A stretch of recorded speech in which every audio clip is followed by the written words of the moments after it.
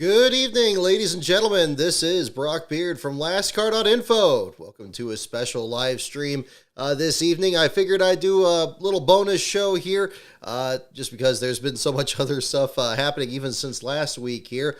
I will be discussing the Formula One race in Las Vegas last night, even though that's not a major focus there of the site, but I figured I'd throw my 2 cents in on that. But it will not just simply be that.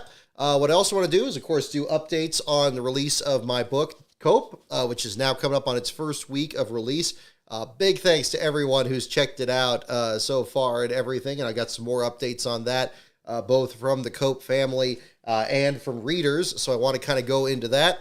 I also want to talk about other videos that are going to be in the works here on this channel coming up, including another video that's very close to completion here. And I also want to catch up and do discussion about the Quebec, New York video that came up, because I haven't done a proper discussion of that. I thought of tacking it on to our live race watch video last week, but I really like just leaving it off where we did, so I didn't want to have that. So this show is going to be kind of pitching cleanup for all those things, and we'll kind of be discussing that tonight. So it won't simply be Formula One. We'll lead off with that for those of you tuning in for that, but then we'll go into these other topics here at the same time.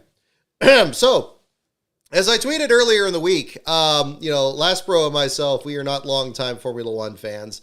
The first question that he asked me was, how are the Marussia, the Caterham, and the HRT teams doing? And I think it probably was like 2010 or 2011, probably the last time that we watched the series regularly. Certainly, been aware of, the Drive to Survive show, fantastic documentaries that have come out. I haven't seen the Braun Racing one yet. I intend to, but I was very impressed with the Senna documentary in particular. It was, just kind of that. But obviously, with the anticipation of the race this past weekend, definitely got swept up in that, especially after a couple weeks after the NASCAR season concluded. Big thanks, to everybody who checked out also the contest we had that evening there as well. I had a Carlos Sainz shirt I picked up earlier this year that was much too small for me, and instead of sending it back, I figured, this would be a fun thing for, the Vegas thing was coming up, and I figured that would be a fun thing for a giveaway. So congratulations to the contest winner on that. Turned out to be a bit of drama there at the other end of the field there at the same time. I think the first thing I want to say, just leading off of this, is that in terms of the race itself, I found it very enjoyable. Very enjoyable. My expectations, and my expectations coming into this, again, I know that, of course, it's the same year that NASCAR had the street course race in Chicago. I know Formula One is a bit more practiced at running these different kinds of courses and everything. I really enjoyed it. I was just kind of settling down. And, for what I do with the last place coverage, it's very rare that I usually sit down and watch a race and just kind of enjoy it as it plays out. So I think that factored into it as well. But really, in general, a lot of lead changes, really competitive. The one thing I remarked on during the race is that it seemed like the cars were almost too fast for the track, which I know could be viewed as perhaps a negative thing. But, again, I think it's very much the opposite. I think it's a positive. It shows the skill of these drivers, that they really do have to slow these cars down to make it through these corners and not end up running over each other.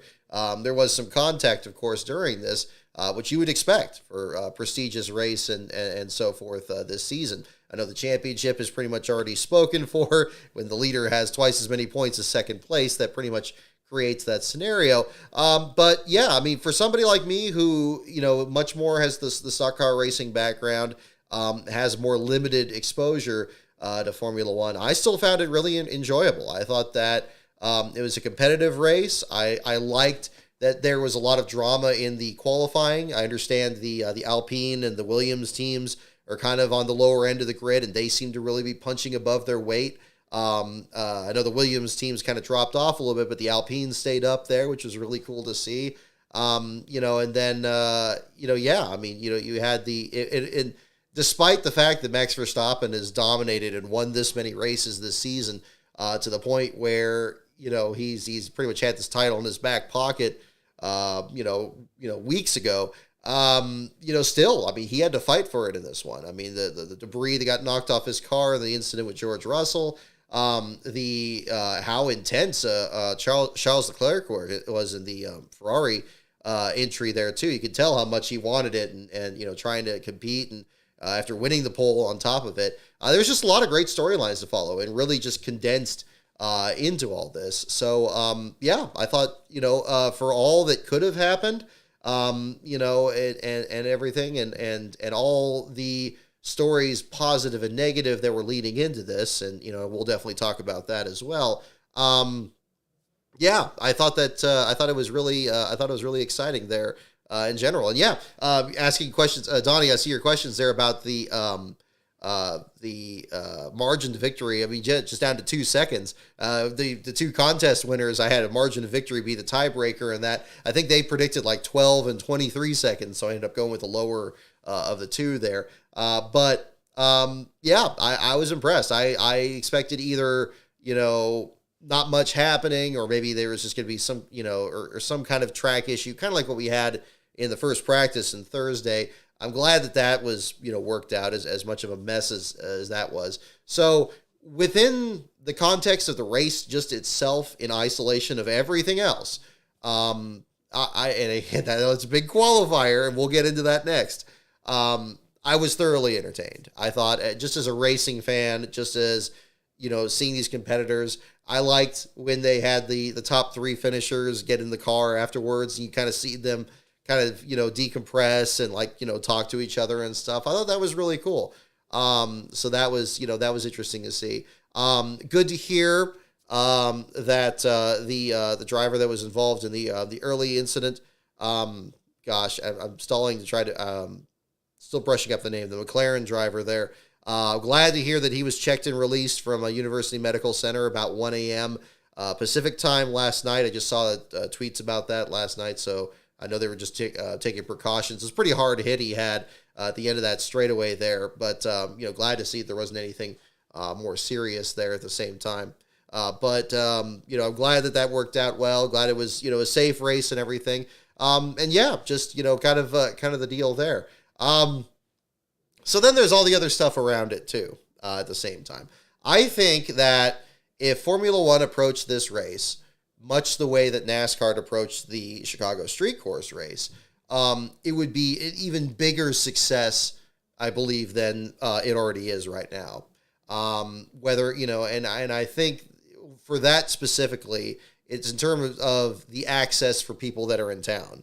And I think this is a problem of, it's a combination of problems. I think it's both a combination of an issue for Formula One itself, which I think keeps such a tight lid on everything, where you even have the actual TV partners, the Sky Sports Group there, trying to do their job, and you got people covering their cameras and getting in the way. You got all that happening. And then at the same time, you have Las Vegas, which is also, pretty ritzy, and everything's overpriced and expensive. Well, it was the same thing. Everything's overpriced. And you got people in there but not everybody that's walking by there is some tourist with really deep pockets. You got people that are living there, like people that, live in the apartment complex across from the pit building. Just people that are curious about the sport. And yeah, looking at these different spots, just seeing the cars go by. And then the fact that a lot of that was getting covered up, it was going from plastic sheeting on the bridges to, putting firmer barriers up there and having people yelling at people's faces and stuff to get off the bridges. Just absurd. I think if they just loosened up on that just a little bit, they could. I mean, if it's a matter of just keeping stuff private, because I get there's so much money invested, and there's all these little things that these teams are figuring out, and I'm sure they're in an even smaller box than the NASCAR teams are in terms of what they can and cannot get away with there. But the restrictiveness of the event, when that if you're going to be charging hundreds to thousands of dollars for grandstand seats, or seats in the much less seats in the actual pit building there, it's you're already drawing this much attention, and you're already doing this much hype. Just turn a little bit of a blind eye to that. They're not taking money out of your pocket for standing around the track and watching this event. They're not or if they're just taking a little bit longer to get across these bridges. I just think that it sends the wrong message. And especially in this country where memories of Indianapolis in 2005 are very fresh in people's minds, where something that could have been figured out at the time, could have been just rationalized, whether it was adding a chicane, bringing in other tires, maybe delaying the event. But it's like, no, we're just going to run like 4 or 5 cars out there. That's not so long ago that people have forgotten about that. And Formula One should recognize that they are on this upswing where you got people that are into Drive to Survive. You got Brad Pitt doing some movie that's involving Formula One. People liked Rush when it came out. Again, the other documentaries, the Braun deal, the Senna deal. I mean, its star has really been on the ascendancy, really since the time, my brother and I really started, really last watched it consistently. These last like 10, 15 years. I'm not saying they have to give everything away. I'm not saying anything like that. They got to make their bottom line. And that they put a ton of money into even doing this event. I get that. But man, oh man, it just sends the wrong message to be, that strict in a lot of different ways. I didn't like that. And I really didn't like it where despite all of this preparation, you have this Thursday night practice, and this is going to be the kickoff, and you did the big ceremony the day before where you had the Hunger Games intro with the drivers, and everybody's all excited, and there's all that. And then you have the first practice, and, access to a water main cover came up, and hit Carlos Sainz's car. And then you have this, by the way, great job by the broadcast crew to actually show the damage underneath the car, despite the fact that everybody was covering this up and covering that up and getting in the way. I thought the direction, the camera direction on this broadcast throughout the weekend was fantastic. The broadcast, I'll get into that in a little bit. But, when you had all that happen, and you had the phrase that you see at the bottom of the screen here that showed up when you had the press release by a Formula One, you get it to a certain time, everybody's got to get rushed out of the stands, and then you still have practice like an hour after that. It's just unfortunate. You could look at it in one way and just say like, well, look, this is just it's an extreme, extenuating circumstance. There's only so much they could have done to prepare for it, to really understand how much force these cars generate, what ultimately does pull up, a valve, one of these covers, not even a full-size manhole cover, but a much smaller port for a water main there. I get that you have that on one end, but again, in terms of sending the wrong message, you figure, much like the Chicago Street Course, probably to a lesser extent because of the expense of the seats, you still had a number of people that either have never been to a Formula One race, or maybe this is one of the very first races they've been to.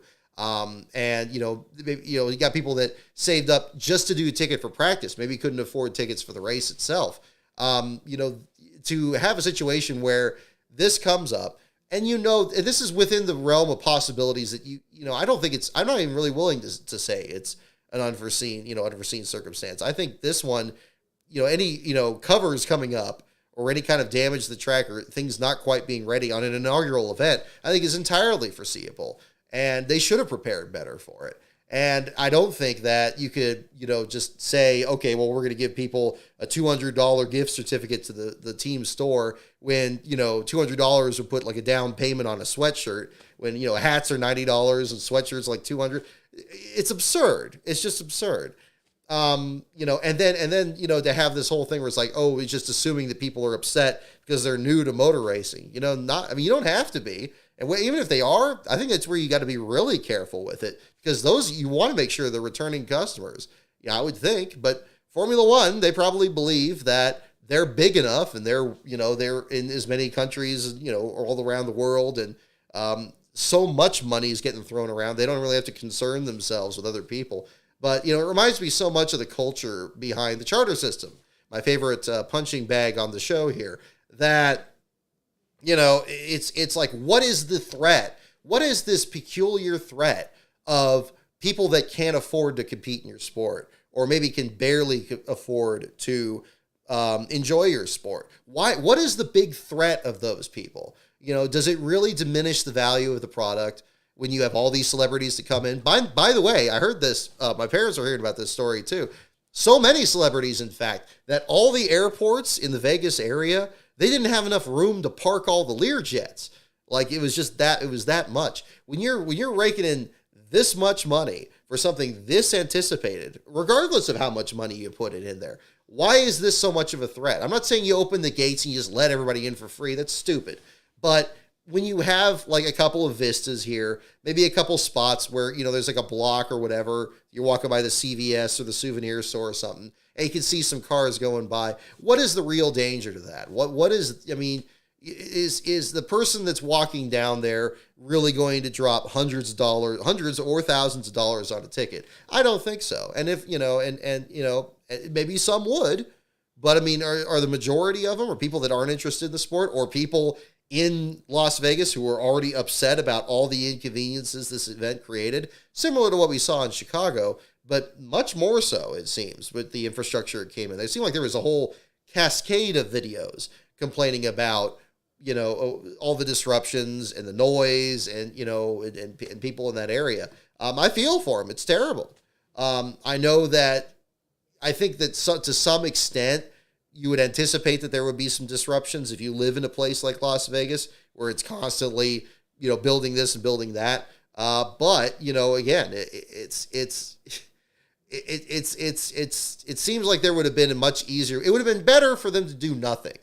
That's the thing. That's the thing that gets me. You're going out of your way to make it difficult. You're going out of the way to make it unpleasant for people. When this, especially if you're talking about making money back, like return on investment, this event is, if you're trying to mend fences from 2005 in Indianapolis, or you're trying to make sure that people aren't, seeing through all the memes on Drive to Survive and all that, and are losing interest in the sport, if you want to make sure that they're still interested in it, if this country is worth enough that they feel like putting multiple events, now 3 events now, between Miami and Austin and now this Vegas race here, if they feel that's a big enough market to ensure that 3 of their dates are going to be here in this country, it wouldn't hurt to just show a little bit, just a little bit of just easing it up a little bit there, so that people that maybe can't afford a ticket can see it. And and that's where you're going to get your lifelong fans. That in that little stretch there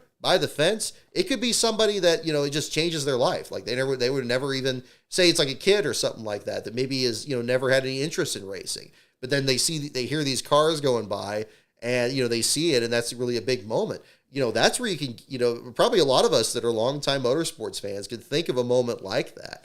And when you're doing this, when there's all this aggression and all this defensiveness and this attitude, that's where I really have a problem with it. And maybe I'm making too much of it because I don't follow the sport that much.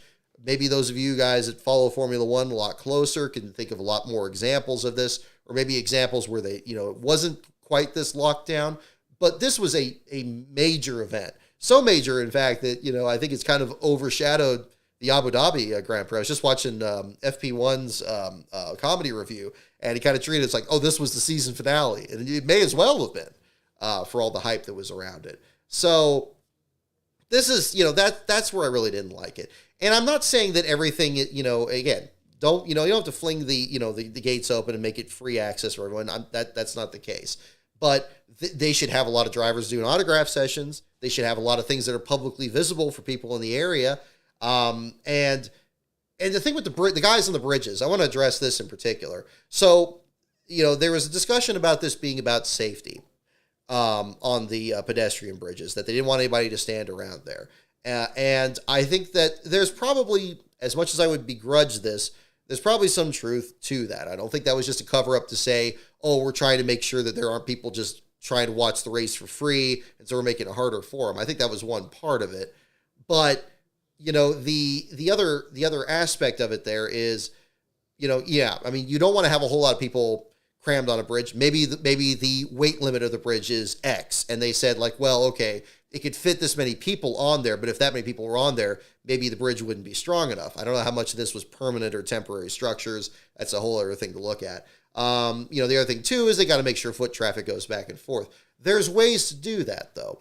I remember as a very young fan that at Sears Point, we had wooden bridges. We had these pedestrian bridges. The tunnels that we have now were not there at all back in 1992. There were, I believe, 3 wood bridges there. There's one of them that's still there now that's become like a much more permanent structure there. But these bridges were very narrow. They would sway a little bit. The one that went over the main straightaway, there was a picture that was posted earlier this week about Earnhardt winning the Sears Point race, and you see the wood bridge at the left side. It felt very temporary, and there were people there that made sure you weren't blocking traffic, to make sure you were not standing. There would be stairs, there was a landing, then you went up 2 more stairs, and then you went on the bridge, and it was like the same thing on the other side. And that was the only way to get from the infield to the outfield. And they, of course, they had to keep traffic moving. So there were people there to make sure, because of course people are going to be standing there on the landing, and then they're going to kind of, rush them along. But they wouldn't be getting in your face and screaming at you. That's absurd. That video that was posted on social media was outrageous.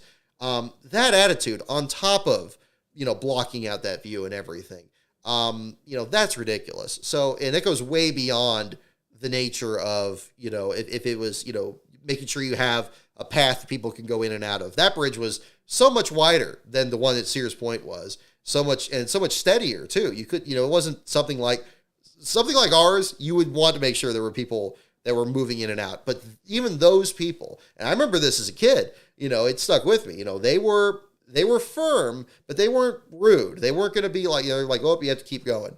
It'd be like that. Picture I took of Kenny Irwin in 2000 was from standing on one of those landings. Like, they've had those bridges, I think, until 2002, now that I think about it. So that was another part of it there. So I didn't like that.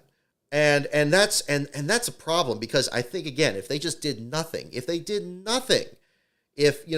know Jeff Gluck was posting pictures through the weekend there of places you can stand and watch it. And it seemed like every time he did that, Formula One would put something else up there. Or, somebody would peel down these things and people would put up even more of it. It just sends the wrong message. There's not enough. I mean, maybe it's just a cultural difference, because I get that, it's maybe that's just the way it is at other tracks and we just don't see it over here. And there's a bit of a culture clash with that. But they, of all people, should understand that, because they go to all around the world. Maybe it could be just as much of a problem in, a place like Abu Dhabi, or a problem in Valencia, or a problem in Silverstone. I don't know. But, that would be interesting, I guess, to find out. But I think, if you got people there, certainly if you got people that are, paid customers, and something entirely foreseeable happens where a cover comes up, damages the track, you got to check these other things. Maybe it pushes things later into the night. You don't just kick them out really rudely, no refunds, and give them a certificate. That's stupid. And yeah, you don't treat them, and they didn't treat them much better than people that were just passersby. That's the thing I didn't like either. So, again, I'm so glad Formula One didn't grab me at the time when NASCAR did, because it just seems like it's something that's so hard to get into, so hard to have access into. And this leads to my next point. The other thing I didn't like about it, and maybe this is, again, another cultural difference, it could be, because again, I don't watch a lot of these Formula One races, but I really got the sense from the Sky Sports crew that despite all the technology they had and the talent that was on hand, I know Crofty is very good with his play-by-play. I know Martin Brundle's been doing the grid walk for a very long time. There was this, and maybe it just seemed clear to me as an outsider, but everybody there seemed like they were just walking on eggshells and didn't know what was going on. They were almost being like too kind. Like they were in positions where it's like, oh, can I go here? Or like, he's like, oh, can I get to the front of the grid? Or can I see where these drivers are? I was like, are you kidding me? Like, you guys are the television partners for the sport. I know Formula One bought up the rights to TV, so I guess there's some complication with that. But actually, that should make it. Why is there this attitude where either it seems like in the play-by-play they acted like they didn't know what was going on, like you would see what we would see, and something would happen, and they just kind of guess what was happening. And then when you had Martin Brundle on pit road, He's trying to talk to people, and then nobody's talking to him. That's not on Formula One side. That's on our side. We need to have, celebrities that are brought out to these events. Their PR people should be preparing him for this and say, look, there's this guy that comes up and down pit road. He's going to have a camera there. He's going to ask you questions. Be nice. That's not any of Formula One's problem. That is our problem. That is so specifically, not us as fans, specifically here in the U.S. That is the people that are handling these celebrities. They need to know better. They should know better, because it just makes things look awful. And I know Brundle's a pro and he's handled a lot of this, but the other side of it though is that, again, this Mother May I attitude that was through a lot of the broadcasts, where they're trying to look here and they're trying to look there and they're trying to find out. It's like, can we get a statement from here? Or like, it's this very, again, this is maybe just be a cultural issue. I mean, and again, to be clear, my family's part English. So I understand this to an extent that, you don't overstep your bounds and you do things kind of more by the book, and you kind of know your place. Like that is a bit of an English tradition there. But, these guys here, I mean, where's the guy that like steps out a little bit more and is like asking some questions and really trying to find out what's happening? It seemed like there was a reluctance to really kind of jump into that. And it really didn't make it. It's bizarre, because in my mind, especially when you look back to like old like Murray Walker clips or James Hunt, you got people that are like outspoken, that were like doing these great play-by-plays, and they would find out what was happening. They'd have a camaraderie with the drivers. But in here, it's almost like they gave the impression, especially during the grid walk here, that like they'd never done it before, that they'd never been in this experience, like they didn't want to be there, and they were just almost sent out there on a dare. Like there were people like tweeting about this too, and I think it captured the attitude right. And again, the people that are handling the celebrities, they share responsibility for this. It's not all on the broadcast side, but it's just. It was just kind of, you had kind of a worst case scenario. You had rude celebrities on one hand, and you had overly polite broadcasters that don't want to step on anybody's toes on the other side. And then you got this gulf between them here, where stuff could happen if one person just went a little bit further here, or one person went just a little bit further there. You might actually have like a conversation. You might actually have like something interesting happen. But everybody was just kind of like this, and that was too bad. I mean, I don't know what was going on behind the scenes. I wasn't there. I can't comment on that. But that's the way it looked for sure. That was clear to everyone. And that was unfortunate, and that's too bad. Seeing the comments here too. I appreciate you guys bringing some more context into it. Brundle usually makes fun of the celebrities to their face.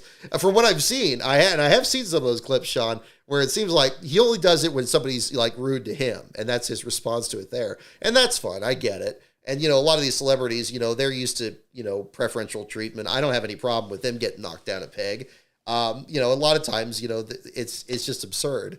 I think there was one clip where like the guy was like an influencer or something like that. And he was like bragging about all the stuff he did. And Brundle said, and you're modest. Don't forget that. And it was great. I thought that was hilarious. I would have loved to see more of that, because there's a lot of celebrities in our country that could really use that kind of humbling there a little bit.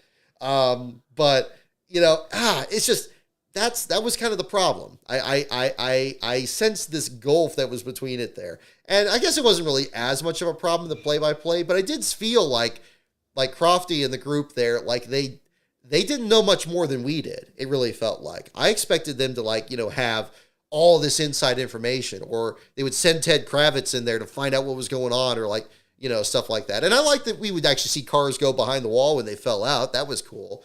But it seemed like there was a lot of guesswork. Again, I mean, when something would happen, like when the practice was canceled, it seemed like it was just as much news to them, if not more so than us. So it felt much more like a reaction video than play-by-play, than informed commentary. And maybe it's just that Formula One controls that much more than NASCAR does. But it still shows that it's not necessarily the preferred alternative to what NASCAR does, which I do feel still has a share of problems. And I've talked about it on plenty of these shows, and I don't want to go chapter and verse into that. But yeah, with the Formula One, that was a different experience there too. So you kind of had, I mean, again, you had a great race, great venue, and I think it really went better than most people expected. I think if they were being perfectly honest, especially from, the problems they had on Thursday. But it's just unfortunate that there was all this, frankly, ugliness around it. There was either this ugliness or this elitist attitude. And maybe it's naive to say that because it is Formula One. Maybe you should have something out in the world that is like the top of the top, and it's, we spend the most money, we travel the most miles, we have the hardest logistics, we have the most advanced cars, and have it be that impossible to access except for like the uber rich. But then you got that problem too. I mean, I don't like to think this during one of these races here, but times are really hard right now. To see the delineation between the haves and have-nots that clearly, and even the people to the point where some of the haves that get brought into it are also treated like crap. Like that's a little, that's a little Gilded Age to me, man. That feels a little just off, just unpleasant. And it's not to say that in NASCAR, I know people were making this comparison this week too with NASCAR and saying that, when if you're a NASCAR fan, you're going to the track that you're going to have like, oh, you're going to be able to see drivers 9 out of 10 times, and you're going to be able to do this and that. Yeah, that's not necessarily true either. I mean, it is certainly compared to, what there was, years ago when, people would just kind of wander in and out of the garage area. I think part of that was a consequence of how many fans, became fans of the sport, that they had to have some limits. Otherwise they couldn't properly function the race. I think that was part of it. An unfortunate consequence of that was I think there was an era in there where it seemed like nobody could get in there. And I think but I think the thing that's nice with NASCAR, for all of its problems, I do feel that there's been an effort to really improve the fan experience. And not just pay lip service to say, oh, yeah, we're making the experience better, and just say that and then not do anything. I do feel that a lot of these tracks have really tried to do that. And maybe for fans, maybe some of that access is still inaccessible. Like the infield at Phoenix, where you have like a place you could walk up and you can see the crews work on the cars, and maybe drivers are there, you can get autographs. Or the thing at Daytona, where again, you have kind of the clear glass windows where people can be by. You have like the teller window where people can sign things, take pictures. You got driver appearances and so forth that can happen in the midways. It's been a few years since I've had kind of more of that fan experience from doing the media work there, but I've still seen it, and the Neon Garage at Las Vegas, another great example, a place where, even when there's, PR people trying to like cover up cars, you got people on a whole upper level of that building that's freely accessible to, I don't know. I mean, it's pretty accessible to most fans, if not all of them, that they can watch and they can see what's happening. I just don't see that happening in Formula One. I see really expensive stuff being built up. I see them getting into new markets that they hadn't been before, or maybe hadn't in years. I mean, gosh, I was just born when last time they came to Vegas in Formula One back in the early 80s. So there's a lot that's focused on that and a lot to bring in there, but there's not as much on the fan aspect of it. And I believe that's stymieing their growth. I think that Formula One would be a much, much bigger threat to NASCAR, in particular, for its U.S. market share, if it just loosened the reins just a little bit. If they did, I think it would really hold NASCAR to task to really to walk the walk even more. So I think the fact that NASCAR, and again, you may feel this way or not, and maybe your experience is very different. But I've seen this at a lot of tracks that it seems like it's improving. It's been on an upward, angle there. And the problem is that Formula One has had an increasing popularity, but it's just not as good as it could have been if they actually learned from NASCAR a little bit in terms of improving the fan experience and having other things that are there and not having the merch be so damn expensive. I couldn't believe that. There was that one guy that bought like a $90 hat, and then like it says like $45, it was like scrubbed out on like a thing. That was absurd. Like, make the merch accessible and make the merch fun too. It's like polo shirts. Like, I get that it's like, it's like, what the heck? Even when IndyCar was sponsored by Izod, when there was like a polo shirt company, they had great merch, and you didn't have to pay an arm and a leg for it. I know NASCAR merch is expensive, it could be expensive too, but you get what you pay for. I was saying, like, for these prices in the Formula One thing, they better come with like a garage pass. They better come with, some kind of thing like that. But obviously they don't. And that's where the $200 certificate thing just really gets under my skin. That's laughable. It's just ridiculous. Yeah, especially if you had a bad experience, you're going to get a souvenir to remind you of that experience. That's the other thing I think that's really silly about that too. That's like, you survived the Titanic, and it's like, oh, well, you can get a certificate, you get some White Star merch. It's like, no, I don't think people are going to want that, buddy. Thankfully, the event didn't turn out that bad, but it very easily could have. So, again, it's as per usual. And as I usually describe when I talk about NASCAR broadcasting in particular, it's how good it could be. It's how good it could have been. It's just like, it's like, man, you put this restrictor plate on it for like no reason in terms of like the fan access and all that other stuff. You don't encourage people to not buy a ticket, but I don't think anybody was like, was anybody that was on the fence about buying a ticket didn't buy one when they saw that they could look into the track. The level is just too high. Like, and the hype was so much that I think anybody that was thinking about going to this, that could afford to do it, probably made it happen. But that number is so small. And you got to survive, in this sport here. So then you have all that. And then you have the ostentatiousness of Las Vegas itself. Now, this is kind of the other part around it. It doesn't really so much have to do with Formula One. It's just kind of Las Vegas in general.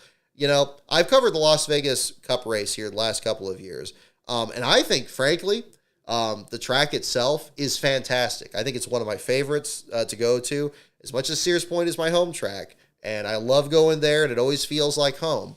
Probably the close second would be Vegas. I love that track. I love the area. It's very accessible. The fans are great. The fan zone is great. The access to the drivers is easy. Gosh, I mean, I still use the travel bag that, they gave the media members there the first year I covered it. It was great. I love the area there. I'm not a big fan of Las Vegas itself. The ostentatiousness of $135 shoey drinks and stuff like that, and all that. I know that for me personally, that's just because it's just really not my scene. My first exposure to Vegas in 2003, my family took a trip to the Venetian, and we did the usual tourist stuff. We checked out the Wax Museum, we checked out the Hoover Dam, we did all that. But in 2003, what was that? I think I just turned 21, and my brother hadn't turned 21, and there was some stuff to do, but it wasn't really that enjoyable. And I remember, it was the weekend of the Bristol night race, and we were trying to find like a sports bar. I figured, oh well, this is Vegas. There's gonna be like a sports book. We can hang out and watch the race. No, not even the Bristol night race. Not even in 2003. I remember we ended up going to like this one casino and had all these other games and all these other screens, and there was a little itty bitty screen up in the corner there with that had the race, and then I think eventually they just switched it to something else. So my experience in Vegas has not always been that positive. Thankfully, I haven't had like a hangover situation there like that, but I've never just been just a fan of the culture there and all the, but again, I understand that the answer for that is probably, it's just never been for me. I'm not really that big into gambling. I'm not really into like, oh, I'm going to see all these shows. Oh, I'm going to do all these crazy things. I'm going to drink all this stuff. No, not really. I mean, even when we do the coverage for the races, I don't really do that too much. But I think that was another factor. It may have been a factor in a lot of what played out the way it did. I'm willing to be more critical of Formula One than Vegas in that aspect, that I think you probably had an experience that would have already been expensive because it's in Vegas. And then when Formula One came in, it just became almost impossibly expensive for people. I know there were other people that were covering it that seemed to have a good time. But that's the part that's always tricky. And so as to the long as to the lengthy success of this, whether they do it again next year or, everything else, like, yeah, that would be, you know, uh, we'll see how it works. But I think they're going to have to adjust things a little bit. I think if they just, even if that was the only thing they really adjusted, if they just made things where, like, oh, well, there just happens to be places you can view things. I mean, I remember back in 2010, I didn't have a ticket to get in the World Series at AT&T Park in San Francisco, but there was a cage that if you waited in line long enough, you could stand there for a few innings and see it, and that was almost the same as being there. It's not like they blocked that off. It's not like they didn't, they wouldn't allow you to have that. Why not just have something like that? I mean, and again, that could be, and it costs you nothing. It costs you nothing for that because you're not going to lose that ticket sale. Most people that are going to be doing that, they're not going to be able to afford to do it. So that's kind of my issue with it. And that was kind of the problem I had with it. So yeah, it's a 9-year deal. Okay, great. Well, then they're really going to have to adjust it because, again, who knows who's going to be able to afford it going forward. And, from there, yeah, I mean, who's going to be interested in going to it if you're just going to have even more and more barriers up there and all that? I mean, it's impossible. It's in the middle of Vegas. You got people that live there, people that work there. You have all these hotels. I mean, it's like if you did this in downtown New York and you were going to block off all the views from the skyscrapers. It's like, oh yeah, nobody can see this track here. It's impossible, and it still looked like, and I appreciate that there were a lot of people that really still were trying to just watch the race, whether it was from parking garages or apartment complexes or whatever else in the area. So that was it. And I know I haven't talked too much about, the race itself in there. I mean, again, I don't follow the series as closely. As far as I can tell, it seems to just be, Max Verstappen and versus the world pretty much. And Ferrari seems like they've positioned themselves ahead of Mercedes to kind of be the next ones in line to really kind of be the big challengers. And then everybody else is just trying to scrap for whatever spot they can get. That seems to be the story, at least as far as I can tell. And I'm intrigued by a lot of the teams towards the back of the grid that are still out there, whether it's the Haas team or the Alpines, the Williams, and so forth. And so that was kind of cool to see. But yeah, it does leave a little bit of a bitter taste in the mouth here, which is unfortunate. And I hate that because I think there was a lot that went surprisingly well. And I think there's a lot of people and I think it's nice that Max Verstappen himself is kind of humanized a little bit. I think that in spite of the cringy call that Crofty did there at the end of it there about, what Verstappen's in Vegas stays in Vegas. I'm like, oh man, like, come on, dude. You almost got to the finish here. But I liked how outspoken he was about the track itself, about tracks where there's the passion, he feels the passion of the sport. Again, I'm not a fan or an anti-fan of him, somebody who pulls against him one way or the other. But he seems to really have his head on his shoulders about the direction of the sport and so forth. And that's good to hear. And in spite of, I think it's really good that he's doing that even with all the money that's out there. And he's not the only one, from what I could hear, you hear stuff from Charles Leclerc or Lewis Hamilton or other drivers there too. And that's good. But especially when you're the champion, you're winning all these races and you probably have no reason to really, you could act like you're just completely over everybody else and you're not going to even bother answering people's questions. I appreciated his interviews and stuff like that in that. So that was good to hear. But, and beyond that, I guess we could talk about this too. That intro with the Morbius guy and with Jared Leto in it. What was going on with that? I thought I was just having a fever dream here. It was bad enough already that the switch between the pre-race and the race itself was on separate networks. So I'm like, I'm cranking up the TV there for the F1 theme that Brian Tyler does, and then it gets cut off halfway through. But then to have right after that, you got Morbius staring at you doing the making William Shatner's Rocket Man sound amazing. What was that? I was waiting for I guess they ran out of money when it got to that point there, and they just hey, who can we get on short notice here? Just absurd. I don't know. I'm a big fan of intros. I'm a big fan of all that. But yeah, I thought that was a bit disappointing. that reminds me of another thing I want to talk about here when it comes to Formula One.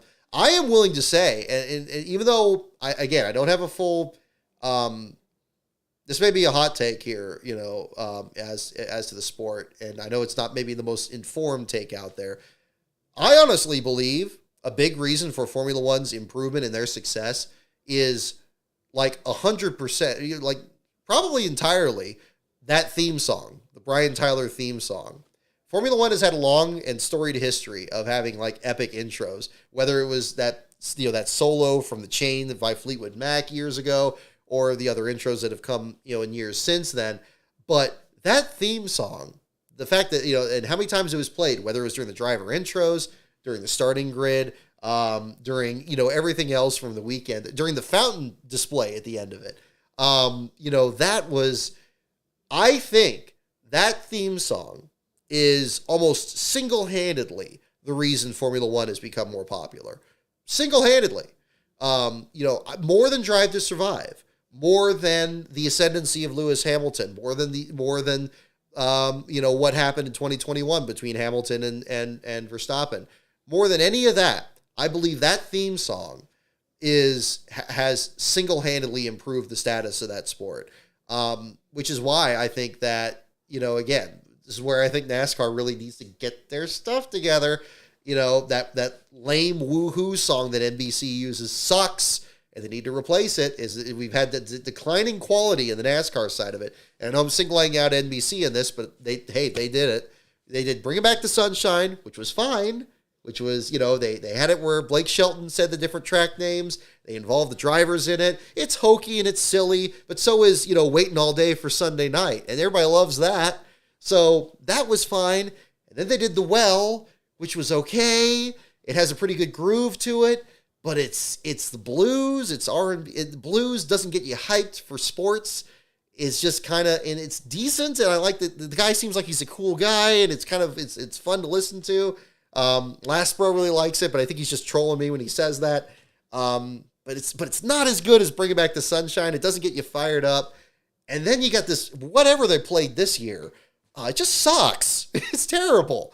And it just kind of fades off into the background. You got Rick Allen just like, whoa, NASCAR, Cup Series action at Phoenix. Everyone's excited. Like, ugh.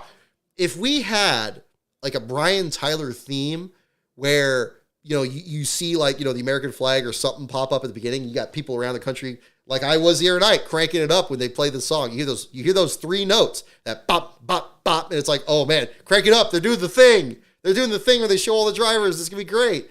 NASCAR needs that. We need that bad. We used to have it.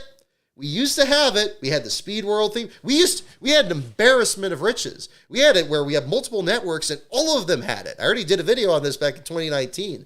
You can watch that one there. And whether it was the Speed World theme, whether it was the TNN theme, whether it was CBS or, any of these networks, they threw everything. The TBS theme in particular, just great. It's like you're going on an adventure. You're not just watching a sport. You're gonna witness something epic. That is huge. And Formula One has that. And they can play that theme for the next 20 years. And I don't think anybody's gonna complain like, oh, they're playing this again.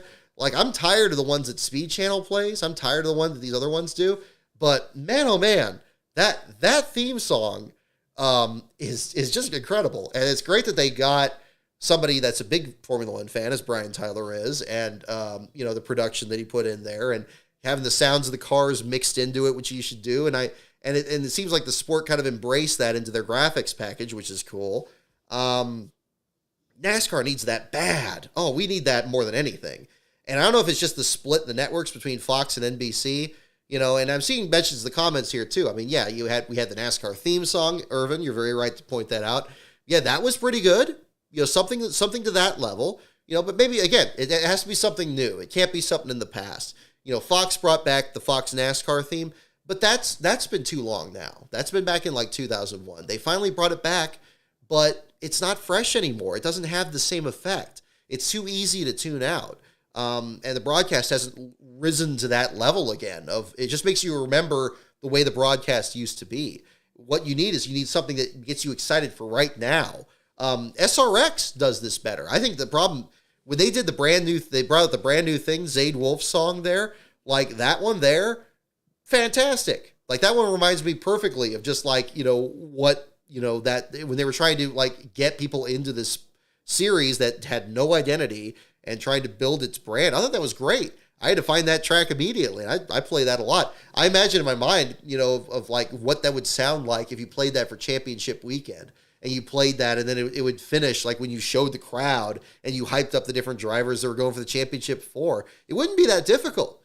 But, NASCAR needs that. I mean, if, and whether, the answer to that, if it's still going to be Fox and NBC, they're splitting the season up there. And then whatever's going to happen with the CW, whenever they take over their portion of the Xfinity series, they need that. They need that badly. And then that, I think, because I do believe, it seems like there's a direct correlation there between Formula One's improved popularity and that theme song. Drive to Survive had a role, absolutely.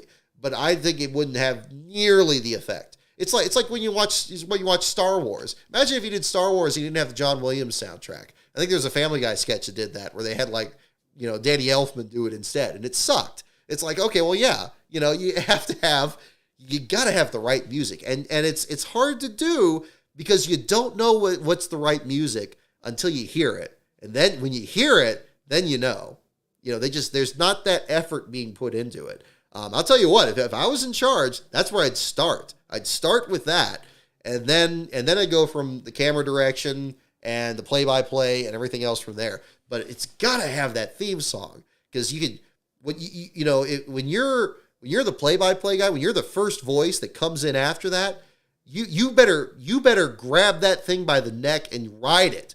You better be like the dragon rider. You better grab it by the reins and just ride it. Build on it. Like that excitement, it's picking you up, and you just keep that going. You don't have to outdo it.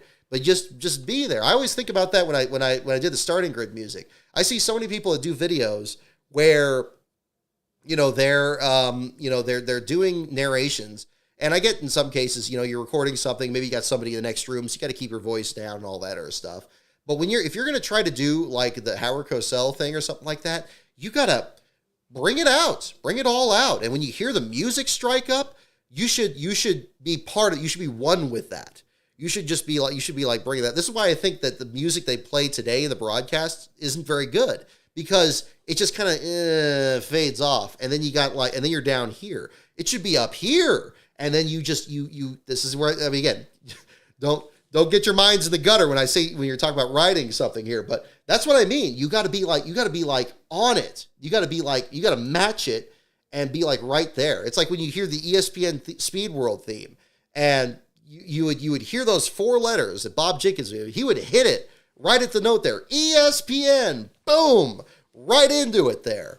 It's a performance. It really is. I mean, you're putting on a show, and that doesn't mean it's artificial. It means you gotta hit it there. And these Formula One guys, I mean, pretty much they do it. They play that theme. Remember how people went nuts when they did the longer version for the Abu Dhabi race, and they did that great animation with Hamilton and Verstappen going through there? Dude, I was watching that in bed at like 3 a.m. or whatever it was over here, and I was excited. I was like, dude, this is great. This is great.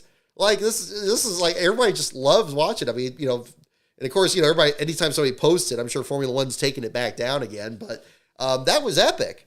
People love that stuff. So that's what you really need. You need something like that. And yeah, it may just involve bringing in somebody that, like Brian Tyler, has a lot of Hollywood movie soundtrack experience. I'm very outspoken when it comes to soundtracks. I used to listen to, I still really do listen to a lot of them constantly, whether it's the Days of Thunder soundtrack or Titanic, Apollo 13, Backdraft. A lot of these are Hans Zimmer soundtracks. Not all of James Horner did Titanic, but these are they're evocative of what they're describing. And a TV broadcast is the same thing. And Formula One is so blessed that they worked with Brian Tyler, who did some other great soundtracks too. I think he did like National Treasure or something. Big budget movies. He did. Those are the kind of themes you need. I'm seeing people mention the Olympic themes. Yeah, exactly. Same too. Same deal. Bring all that in there. That's the exciting part. That's what really needs to be brought back into it. And I'm hammering this too much, but it's because it's important. It's so important. And I forget this until I watch like the Formula One broadcast here. And I'll tell you what, we had it too loud in here. I mean, it was 10 p.m. Pacific here for us because we're in basically the same time zone as Vegas there.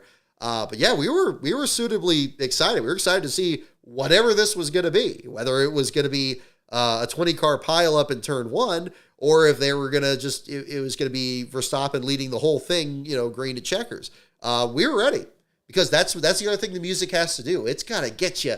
You get them right in there, and they're not going to want to switch away. You won't have to tell them that this is exciting. You won't have to tell them, don't go anywhere. That's a big part of it. And who was excellent with this, and this is perfect segue into this, because of course we did lose him this week after our since our last live stream, was Ken Squire. Very much the same. The CBS themes through there. I'll tell you this. From the beginning to the very end, when he would say, this is a production of CBS Sports, boom, right to the beginning to the end. You're waiting for the next one after that. You are plugged into it and you are locked in. And that was another of his strengths. Like whether it was the starting grid or it was the final sign off there. That was what it was all about. So we just got to get back to that. It's not impossible. It takes a clarity of purpose. You don't even have to admit that it's not working. Just like say, well, how about we do it this way? I get egos get bruised and all that, and I'm sure I've bruised my share of them on these shows here. For those that care to watch, I'm sure they don't. But, it's got to be right. It's got to be right. Because that's nobody's going to be sitting down to watch all, this happening. Yeah, Hank Jr., there you go, Mike Marble. Yeah, we're talking about, are you ready for some football? Iconic intros from different eras. Those would be other ones to definitely talk about. So, that's kind of what needs to be brought up there. So, again, condolences also, again, to the Squire family. And again, we talked about Ken during the Derek Cope show last week there too. Again, I think what's been wonderful, as sad as it's been to lose him, it's been wonderful revisiting his broadcast. Even NBC playing the 1979 500 earlier today. Thank goodness, to show how it's done. This is how it's done. There's a lot of Squireisms you'll hear Mike Joy say, because he worked right alongside him at CBS. He'll talk about, the great American race and, a shower of sparks and all these little colloquialisms and stuff that would come up that would describe stock car racing or describe these drivers, or an Oklahoma land rush into the first corner. That's part of it too. It starts with the music, and CBS had that right from the start. And then it goes into the broadcast itself and the play-by-play, the overall experience. It's not an extraneous thing. It's not nitpicking. It's important. Ask anybody that puts together these video montages and has to splice together, Vince Welch sputtering out sentence fragments that don't make sense at the end of, a thing there, or how easy it is to do with a classic broadcast like a Ken Squire or a Bob Jenkins or Chris Economaki or Eli Gold or one of those there. Yeah, I think that's really important. I got a question earlier in the stream here, I think right when I started, about like what race we'll be watching here tonight. So we're not going to do one tonight, but I am planning on doing another stream with that because I really did enjoy that with the 1990 Daytona 500. I think it was I didn't plan on it, of course, certainly with the news with Ken Squire. I'm glad that we did it. While he was still with us there, because I think it was a great way to celebrate his announcement style. I'd like to do another one of these live streams with a Bob Jenkins one, actually. I'm thinking ESPN for the next one, and finding like maybe a Bristol race or something like that, and really kind of, experience that together and kind of like, relive that. And I'm thinking maybe doing a stream. I know it's Thanksgiving this weekend, so definitely not Thursday, but maybe Friday or Saturday, doing a live stream there with another watch along through NASCAR Classics, and just having fun with that. So stay tuned to my feed at Last Car on Brock. We'll make an announcement on that this week, and plenty of time for that. Probably be Saturday. I think that might be safer. I know football and all that's tricky on the weekend there. So probably not Sunday, but probably Saturday we'll probably do something there. I think that Saturday will probably be better than Friday because you got Black Friday, you got everybody doing their deal there. So that'll probably be the next thing we'll be looking up there.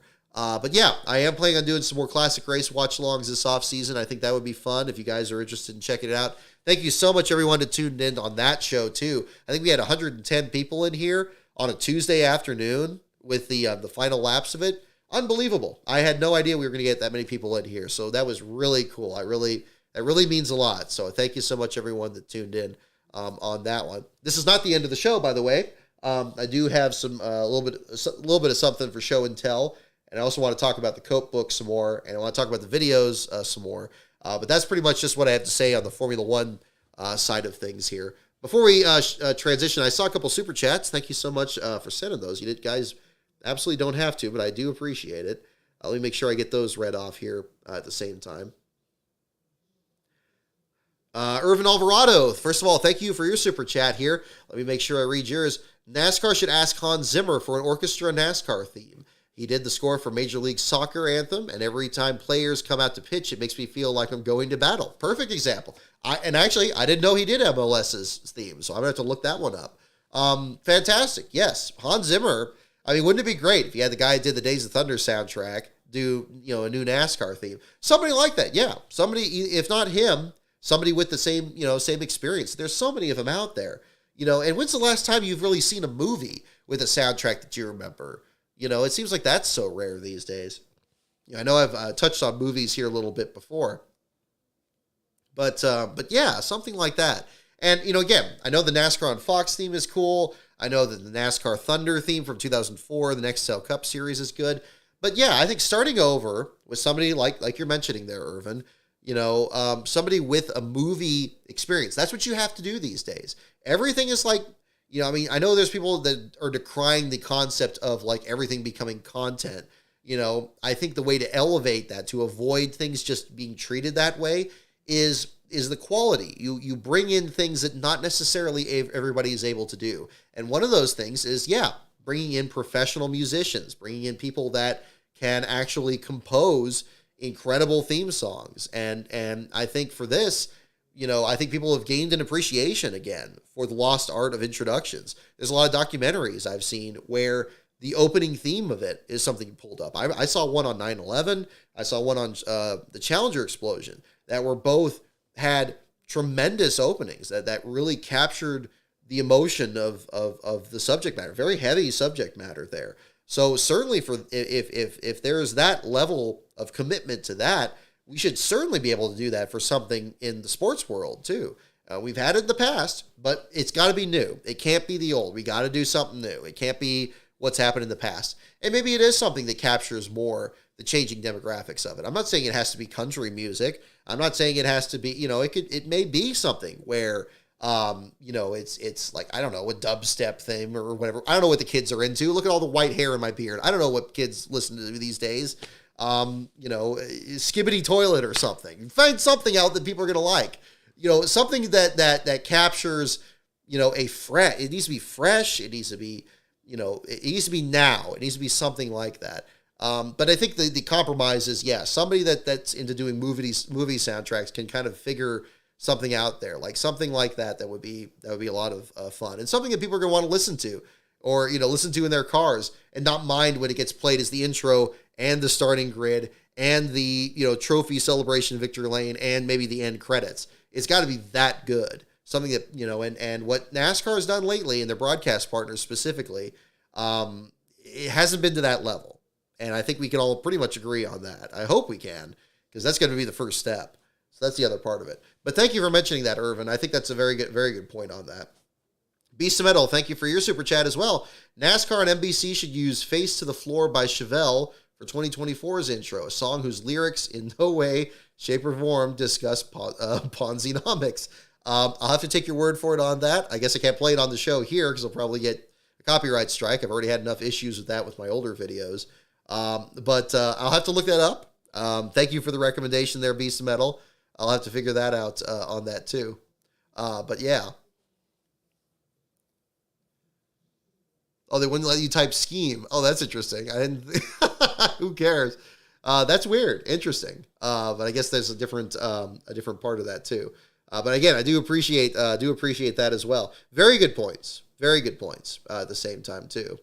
So, yeah, I think that's where something really needs to go into it. And I think that's, again, I think NASCAR has, unfortunately, in the Cup Series embraced some of the elitism of the Cup Series, elitism of Formula One into the Cup Series. I myself, in the last couple of years of covering this sport, it feels like I'm focusing much more on the Xfinity or Truck Series garage than the Cup Series. That's why, for example, this year, I would have loved to talk to BJ McLeod or JJ Yaley. The opportunity just didn't really present itself. I think that there was much more going on in Xfinity and trucks, and it seems like Cup is kind of almost, not really an afterthought, but, it's almost spoken for in that sense there. Not to say not to keep trying on that for sure, but especially for what I do, where I'm following the teams at the back of the grid, it just doesn't feel quite as accessible or as relatable as the Xfinity or trucks is becoming these days here. But I'm certainly not going to drop that off there because, of course, that's the sport that brought me in there. I like to bring in the historical context of it, and that's something I'm going to try to really be mindful of here coming up is really, don't forget about these guys. Really try to bring up as many of them out there, and we certainly, I think these teams especially need the attention that, that they should be getting. It broke my heart to see the interview that BJ McLeod gave. We just saw segments of it there with Bob Pockris. And, I think that he was in a situation very similar to what the Fontana Speedway or the California Speedway faced, where the value of the property you're standing on, in his case, the charter, is worth more than what the team was taking in for having that charter 36 weeks a year. That's a terrible decision to have to make. And I sensed from his body language in that it was something he didn't really want to do. And that was something I very much saw in Sarcom racing as well, when they were closing down. Now, of course, BJ's team's not closing down. It is reorganizing. It's going to be you have a full-time Xfinity program, I understand, and a part-time Cup Series program on the road courses and super speedways. Interestingly, not with Matt Tifft, which was surprising. I guess Matt's already looking into redeveloping his racing career, and of course, best of luck to him. But it's going to be an adjustment for that program, and I don't envy him in that situation. But hopefully things work out well for him there too. On the other flip of the coin there, the other big, I didn't plan on going to silly season, but I guess we can jump into that too. Josh Williams, congratulations to him on the Colleague Racing effort. Huge story. Huge story. Just competed in the, the South Carolina 400 the other night there in the late model. I just saw a little bit of that the other day on the Flow Racing feed there. Blown away. One of the hardest working guys in the garage, a lot like BJ McLeod. Guy who, whenever a team has trouble, is always lending a hand. And of course, his star came even more into prominence this year with the Park It thing in Atlanta. I'm glad to see him land a great ride. Undoubtedly, going to be one team to watch this next season here. Very excited for him. I think that's going to be really, really exciting for him. I hate that Mario Gosselin's losing him as a driver. I think he's really helped that team elevate itself. He hasn't been the only one involved in that. I think Alex LeBay had a big role in that as well in developing that program. Josh Bilicki as well. But I'm so excited for him. I think he's a really relatable guy. He always has he brings that camera in there for the kids at children's hospitals to be able to experience the garage area. Very down to earth guy, and it's frustrating that for a lot of people, it seems like they just got introduced to him this year with the Park It thing that happened earlier this year. Because really, going back to in ARCA when he was running one of the last steel-bodied cars in the series there for all those years, the applesauce car. And then getting into the Xfinity series and really having some impressive runs. It's good to see people finally get some attention there for him there. So better late than never. Good to see that he's getting the attention he deserves, and it's going to be a great story in the Xfinity series this next season. So we'll find out how things shake out there. But another big story from that end too. The other thing, so this kind of dovetails nicely in the next part I want to talk about. And so I do want to talk about the Cope book. Oh, thank you.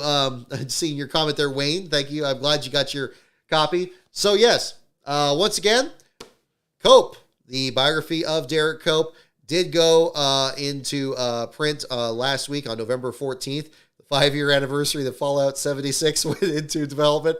I didn't realize that until I was thinking about that after the $200 certificate thing there in Formula One. But again, first of all, I want to thank all of you that have checked out this book here. We were number 1 on Amazon there the day after the release day there for a bit. It's very competitive in there. We're still in the thick of it. If you're thinking about picking up the book, definitely check it out. We'll get that out to you. People are already getting their copies and checking them out. I'm so glad. The Copes, as it turned out, are right next to an Amazon fulfillment center. So although they already I already sold them some copies, and I'm sending them out here. I actually haven't got my copies yet. This is still the sample copy with the little strip here on it. My copies aren't expected to come until the 27th. I hope it's not going to take that long. But I'm glad to see everybody else that's ordering copies. They've been coming in, and people will be able to start enjoying it here. Thank you so much for supporting this. This has been a real challenge here with this one in particular. The last book with JD was through Waldorf Publishing. We had a publisher, had a little bit of horsepower behind it there. Very appreciative of their help on this, but this has had to be very much more a grassroots effort, similar to Cope's own racing career. Those of you who've been able to start reading the book here understand that, yeah, he had very much a grassroots career in trying to make the most out of different rides, like Josh Williams, driver, trying to find the best rides he could get and have the most opportunities he could get, and then finding himself in the right place at the right time to capitalize on that performance, as we saw in the Daytona video last Tuesday. But yeah, big thanks everyone for checking this out. For those of you interested in the audiobook, I had to make another tweak. I found out another thing that was holding it up there in the works to get it approved, and I pushed that through again. Still should be out around the 24th. I'm expecting that. The files were processed and all that, so everything should be set there. So those of you preferring the audiobook, it will be available on the same link. Stay tuned to my Twitter feed. I'll give announcements when that's formally out there so people can check that out. For those of you who are interested in getting your copy signed, I made a post about this on my Twitter feed. I think it's still the pinned tweet there below that. There is a mailing address if you're interested. There's a couple of different options here. We still haven't set up any book signings yet. We're in the process of getting stuff set up there. I hope to have something set up here pretty soon. But if you'd like to actually have the inside of your book signed, like the title page here, you can send your book with return shipping. Make sure you send an envelope with return postage on it there with your book. There is an address to my P.O. box that's on the Twitter feed you can send it to. No problem with that. I'll get that signed and send it back to you. If you don't provide any instructions, I'm just going to sign it and send it back. If you want it personalized, like if you want to your name or something like that, make sure you mention it, because otherwise I'm just going to just sign it. I don't want that to be something too complicated for people. The other alternative, because I know that postage is expensive. I know you don't want, and maybe you don't want to send the book out. You're still reading it. There is another alternative. If you'd like to send an envelope with postage, a self-addressed stamped envelope there, to that same address, to the P.O. box, I will send back a sticker, and I will sign the sticker, and you can stick it in the book. So again, next best thing. I know some people prefer to have the book signed itself, but if you're looking for an easier alternative, or if you're trying to get it really quick for the holidays for a friend, I'd be more than happy to do that. No problem there. Just make sure when you send the envelope, you send a return envelope with your address, with the stamp on it. I'll sign the sticker, put it in there, drop it in the mail. Make sure you get that as quick as you can. I understood the Copes are doing this as well. So if you want Derek to sign it, best way to do that is contact them through their Facebook page. Alicia and Derek are both available on Facebook. Check them out on their Facebook link. They can arrange to have that done as well. So if you want to send, and I was talking with Alicia about this on Friday, so it sounds like they're the same deal there. So if you want to send your book to them to have them signed, or if you want just a sticker for them to sign, just let them know on there, and they'll provide you the details on that. So if you are interested in that, that's one way on that. And then the other way, we'll probably do some book signings next year. If you've already picked up your book, you can certainly bring it with you. I have no problem signing it there. I don't want to make it more difficult for people. And then if I'm doing, next time I do trackside coverage, at the latest, it's going to be Sears Point next summer. We're hoping to do the Clash in February. I don't know if that's going to happen or not. I'd love to at least get some other races through the year to present some other opportunities. You see me at the track, you bring your book, absolutely be happy to sign it there. So I want to make sure that that's is available for everybody as much as possible. So those options are out there. It's again in my pinned tweet at Last Car on Brock, and all that is on there as well. I was very pleased with the response there. It sounds like the Copes were getting a lot of inquiries about it. Actually, Derek himself has actually been doing a lot of interviews since the book came out there. And there were some people actually thought that he wrote it, but they were really cool about it, making sure to mention my name there and say that I had written it there. And I've talked to a few people there. Big thanks to Jerry Bunkowski in particular, who did a tremendous piece for Auto Week. It got posted right after our show last week there. It is linked in the same pinned post on Twitter. If you haven't read it already, I highly recommend it. He provided some great pictures in there as well. He provided a link to the video trailer I produced. Really, really cool. He did a great write-up on it there. Highly recommend it. And getting it out there in Auto Week, a major publication like that, especially on their online feed there, I can't thank him enough for that. He's a longtime friend of the Copes there as well. Was very anxious to be able to share the story there at the same time, so I can't thank him enough. So many people to thank in the production of this here as well. First of all, the people involved in the cover design here again. Rob Taylor doing the artwork based on the Russ Hamilton Sr. picture that was provided by Charlie Birch. And then, of course, Ryan Daly doing the graphic design, the text effects here, he being the graphic designer and paint scheme designer for Starcom Racing. I definitely wanted all of them involved, and they put together a great design. I was actually just kind of going over my bookkeeping earlier today, and pretty much this whole cover design came together just this year.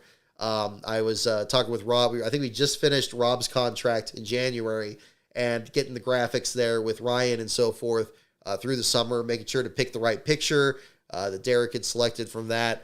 That was a huge effort. I also want to thank the people that did the reviews. We got 4 reviews back before the book release, and 2 of them are on the back cover there. But all 4 of them are in the book. I want to give particular thanks to them. Mike Joy, he, of course, of Fox Sports, and was there in Victory Lane with Derek's first win in Daytona, provided some great words for it, as well as Ken Martin, who's a motorsports historian, as well as NASCAR statistician, provided a review of it. Dominic Aragon, who at the Racing Experts, who is also publishing his biography of Jeff Bodine that is coming out pretty soon. I'll leave it to him to do a formal announcement of that. Very excited to check out that book as well. And then, of course, our friend NASCAR Man History also provided a review of the book. All 4 of those, if you check out the Amazon page, are on the first page of it. Big thanks to all of them for providing it, because getting word of mouth out there and making sure people know what to expect from the book, I can't thank them enough on that. We only got like 2 reviews on the JD book. It was really hard to kind of get things out there. But I'm glad that on this second one, we got those 4 reviews out there. They got back really, really quick. And really, especially in Mike's case in particular, provided some great feedback to really polish this book and get it where it needed to be. I think there's one change in particular I made that he suggested that I think really helped the emotional peak, I believe, of this book as well. So I'm so glad that that's back out there. So big thanks to all of them at the same time, too. So, it's out there. I can't wait to get my actual copy. This one still has the lorem ipsum stuff on the back there in place of the reviews and all that. So I can't wait to see what the actual finished version looks like here with the unobstructed cover there. We're getting those out, and it's very, very exciting. Very much a relief too. I also want to give a special shout out also to my editor, Robert. A lot of Robs were involved in this project, just turned out that way. No relation to Rob Taylor. He was the editor that got this book formatted so it would be ready to print, which was no small task. He was working with me clear through the Phoenix weekend. Actually, we were buttoned up against the release date right when we were coming back from Phoenix. I had some issues in getting the files uploaded there, but he was very patient in getting that set the right way. We got it uploaded while we were on the road. So by the time we got back here after that trip, it was ready to go and locked in for the 14th. If that were not the case, this wouldn't even be ready. This wouldn't even be in my hands right now. So that's the other part of it too. So a lot of people were very much a big part of this too. And I can't wait. hopefully we'll start getting some more reviews on Amazon here as people finish reading the book. We'll get the audiobook out very soon. The digital book has also been performing well. But yeah, if you're interested in this, definitely check it out. I was getting questions about if there's an issue about limited runs. As far as I know, this is print to order, but it definitely encourages Amazon to get them out quicker if there's more people ordering it there. So if you are interested in it, or if you're interested in getting it for a friend for the holidays, you can definitely do that. And if you'd like me to sign it or have the coach sign it, there's definitely details on that as well. Or both of us, absolutely. We can both arrange that and get you all set up there for that. So it's just the beginning. This is the fun part now. Now we got this thing out, and we're going to be able to start enjoying it there too. So, yeah, we are rocking and rolling. We also still have these stickers in stock here too, for those of you that are interested in that. Again, Bruno Raphael did a fantastic job on these. And again, these are available on the eBay store. We have big thanks to everybody that was checking those out as well. I think we pretty much sold all the last car certificates, which I didn't think would happen. Big thanks to those of you who checked those out at the same time too. For those of you interested in some last place history and the unprecedented number of certificates we had this year, we're going to do something very different next year. I think we're just going to do the championship winners next season, and just have that for you guys instead of the drivers. And that's going to be kind of the focus going forward. But thank you so much for those of you checking those out. I'm so glad those aren't going to just sit in my drawer out there, but I'm making sure those have a good home for anybody that's interested in those. Yeah, we're going to find out on that. So, yeah, it was really exciting. I was starting to tell the story here, actually, also. Alicia Cope, Derek's wife, posted some pictures there on her Facebook page. And she said she was reading some of the book to Derek. And Derek was like, wow, this guy sounds pretty cool. And it's like, well, Derek, that's you, man. I just, I'm telling the story as best I can, on this here. But I'm very pleased with the response so far. Not just the sales, but absolutely I'm very pleased with that. But more importantly, people rediscovering Derek, and now a couple of years after Star Comp Racing closing, which is itself covered in there, as well as Derek's last run at the Daytona 500 and the full account of that. All of that is certainly in the book there too. The highs and the lows are all in there. And so I hope that it's going to paint a much clearer picture of it. I wanted to make sure it was done right. In spite of what Ridley Scott said, it's got to be done right. If you're a historian, you have a responsibility to get the story told as best as possible, and to bring you back into that time period as best as you can. How successful one can be at that varies, whether it's a book or if it's a movie, if it's a documentary, that's a challenge. But in this one here, I really wanted to make sure this was done correctly and to fully understand a moment that, again, that flat tire in the corner, even the story of that, I won't spoil it because it is in the book, but there is a lot more to just that moment that happened into turn 3 that wasn't revealed until just this year. It's too good. I'm not going to say it, but it's in the book and it's in the audiobook. So if you want to find that out, you have to check that out too. So that's all in there, but I'm so glad the books are finding their way home. It's, you never know. You put all this stuff together, you go through the steps to do it, and you don't know until you actually see the physical thing, if it's actually, successful or not, or it's actually, if people like it or not. But if you have read it, don't hesitate to provide a review. Definitely let me know, good, bad, or indifferent. I want to make sure it's a good follow-up to the JD book. I want to make sure if there's anything I can learn from this to apply to the next book or next videos, because I approach the books and the videos very much the same way. That'll be another thing to talk about.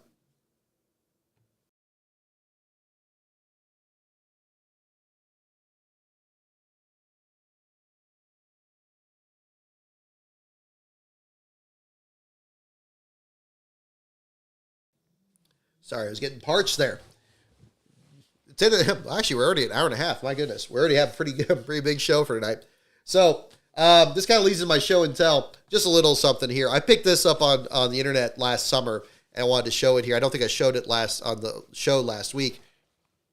I thought this was a really hip hat here, embroidered with Derek's iconic Wickham racing hat. I either got this from Speedway Screens or from Days Gone By. I don't remember which site. So I'm going to go ahead and mention both of them. Both of them are great stores if you're looking for anything like that. Yeah, I thought this was beautifully done. And it's actually almost the exact same style as my old pink Mickey Mouse hat that Derek signed for me back in 1992. That's the reason I kind of picked that up. I thought that would be kind of interesting. A wonderful design, beautiful race car. I know we talked about that a little bit on the show last week there, but I thought that was interesting. I think I brought out the action figure last week. That's what I showed on the show last time. So there was that. So that's been a big part of it there. So on this part here, and we'll do some trivia here at the very end of the show for those of you sticking around there for that. So I want to kind of transition also into talking about the videos on the channel, and in particular, the video I posted last week, because I know that was very different, and I didn't do a suitable follow-up to that on the show last week. So I kind of want to talk about that. So again, if you're not interested in that, that's why I kind of want to make sure this is towards the end of the show here at the same time. So, I have a couple videos in the works here. I posted this a little bit earlier today, and I posted it on the Patreon yesterday. Project I did with Mike Harmon that I'm very anxious to get done. I actually followed up with Mike on this at Phoenix when we were covering the race action last week. That is very near completion. Mike asked to review the video before I post it, so while he's looking at that, I'm going to be working on the next episode of 500 Days, which has also been recorded, and I'm hoping to get that one up. And then ideally, by the time that's done, we'll have 2 videos up in pretty quick order, and I got a couple scripts that are also getting very close to completion here that I'm going to be working on over this winter. Now, with the Cope book out, that has been my plan, which is to do more videos on the channel and really beef up this channel a lot more. I feel like there's really, in terms of metrics and all that other stuff, none of that stuff matters if you don't put stuff out there. And I know that's been the biggest challenge on mine. I'm not like, Emblemin or Internet Historian where they can do a video rather more occasionally and it's like highly anticipated. Rocket Powered Mohawk is exciting. We actually watched his race review right before the Formula One race on Saturday, which was entertaining. Not safe for work, but very, very enjoyable, I would say. I think that I think I'll just leave it at that. But, in trying to look at other content for the channel, I do have a number of scripts that are, again, going to still be NASCAR related here on this. And that is still going to be the focus of the channel. If anything else comes up that is an interesting story or anything that I think is worthy of a video, I'm trying to make sure I'm still open to that at the same time too. And that was where this last project came up. The video that I posted the day before the book came out, because I didn't want this to be too jarring to have it come out right after the book, was of course the video on Quebec, New York, 2001. And this was a fascinating story and very very somber in many respects, of course, with its connection to, of course, the September 11th attacks and what had happened in that. This was something that just began out of curiosity, as I mentioned at the end of the video. I had back in September when there were a lot of the documentaries, and I mentioned National Geographic's 9/11 documentary in particular. I thought, and I think I've touched on that on the show here a bit before, for those of you who either were too young to remember what happened that day or maybe have only seen it secondhand, I think that documentary does the best in terms of capturing, I think it's the most faithful representation that I have seen. As far as I can say, from somebody that was not there personally, had no direct connection to people there at the scene of it and everything. But as somebody who just saw it firsthand on TV at the time, with those conditions in place, I think it's the fairest assessment of it. But while watching a lot of this footage, I had noticed that bridge, that North Bridge there near the Trade Center complex that had that QuebecNewYork.com website on it. And now New York City, of course, now as then, of course, has advertisements everywhere. And I think a lot of times I'd seen it, or anybody else had seen it, probably would conclude that, yeah, it's just an advertisement for something, anything. Maybe it was like, a cosmetic ad or something. It could have just, nothing to do with anything. It just happened to be there. There were ads for, back when Kiefer Sutherland started to do the show 24, or Arnold Schwarzenegger was doing a movie called Collateral Damage. You'll see a lot of posters for those there in the area too. But this one was intriguing to me, and I wanted to know more about it. So, of course, the first step was checking out the website, which is not available, of course. It's not active now, but of course you go on the Internet Wayback Machine, which is, again, an invaluable resource, and you find some of this information, and you learn more about, like, well, it's about Quebec, and they were going to spread awareness of, like, other things that were, they were developing in the country and what was going on there at the time. But again, it was really it was hard to kind of get your hands around because, of course, on top of this, you have the language barrier. I know you got French-speaking Canadians, you got English-speaking Canadians up there. That's why, of course, when you go there, you see things that are written in English and in French. And there's a long and complicated cultural history there. We talk about cultural differences. I mean, certainly in Quebec is another part of it. I've never been there personally myself. I've been close to that. I mean, we traveled to Ontario. We did the coverage there for the Truck Series race a couple of years ago. But I do have some background in French. I took some French courses back in high school and college, and so I was kind of interested in this, and I wanted to know more about it and try to understand it. So really, from there, I was just kind of looking up at secondary sources there and kind of learn about what this Quebec, New York 2001 thing was.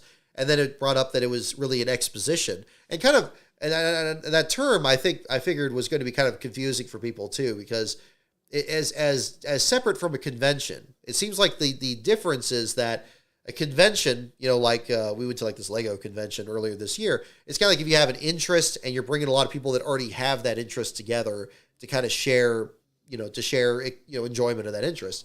Whereas an exposition is more like you may not have any interest in this, but this is like people are putting this on to get you interested in it. It's like, these are things we are doing. These are things we are showing. And I wish there was a lot more resources to a lot of the displays that were put together for that event. That was something that was very challenging. In fact, it was very fortunate there were a couple of people that posted video clips of the setup of this exposition at the time, which also was interesting.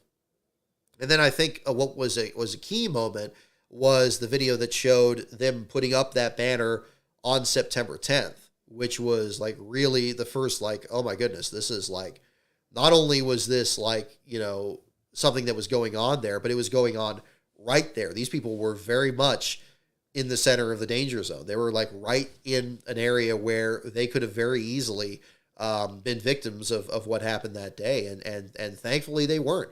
That's one of the most incredible things about it, that they all survived. They all, even people that were in hotels just blocks away from the trade center or were working in the financial center across the street from the building. There's video of N.J. Burkett and his cameraman escaping through those same buildings when the South Tower fell. And a lot of that was like, they didn't think they'd get out of that building when that happened.